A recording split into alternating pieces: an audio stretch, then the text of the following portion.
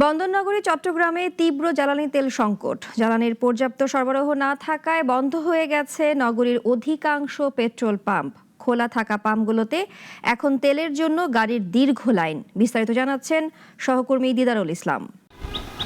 আমি এই মুহূর্তে আছি চট্টগ্রামের গনি বেকারির মোড়ে কিউসি ট্রেডিং লিমিটেড যে পেট্রোল পাম্প, সেই পেট্রোল পাম্প সামনে সকাল 6টা থেকে এখানে অনেকের সাথে কথা বলেছি। সকাল 6টা থেকে কিন্তু তারা লাইনে দাঁড়িয়ে আছে।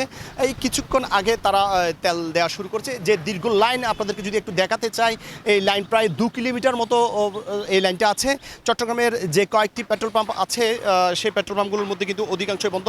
এইখানে আমি যদি আপনাদেরকে জানিয়ে রাখতে চাই, চট্টগ্রাম পেট্রোলিয়াম কর্পোরেশনের যে সূত্র, সেই সূত্র মতো কিন্তু আমরা যতটুকু জানতে পেরেছি 46টা পেট্রোল পাম্পের মধ্যে কিন্তু অধিকাংশ পেট্রোল পাম্পই বন্ধ। 46টা পেট্রোল পাম্প চট্টগ্রাম মহানগরীতে আছে।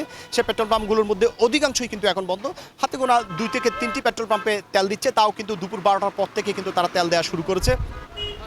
যে বিষয়টা জানাতে চাই, এখানেও কিন্তু যে তেল দেওয়ার পদ্ধতি, সেখানেও কিন্তু রেশনিং পদ্ধতি অবলম্বন করা হচ্ছে। মোটরসাইকেল এবং কার পরিবহন ভেদে কিন্তু 500, 1000 বা 2000 এর বেশি কিন্তু তেল দেওয়া হচ্ছে না। বিশেষভাবে অকটেন যে পরিবহনগুলো অকটেন চালিত, সেই পরিবহনগুলোতে কিন্তু তেলের সংকটটা বেশি দেখা যাচ্ছে, আমরা যতটুকু দেখতে পেরেছি। আমরা গত যে বিষয়টা বলেছিলাম, রেশনিং পদ্ধতি কিন্তু ডিপো থেকে, পেট্রোলিয়াম কর্পোরেশন ডিপো থেকে কিন্তু রেশনিং পদ্ধতিটা করা হচ্ছে।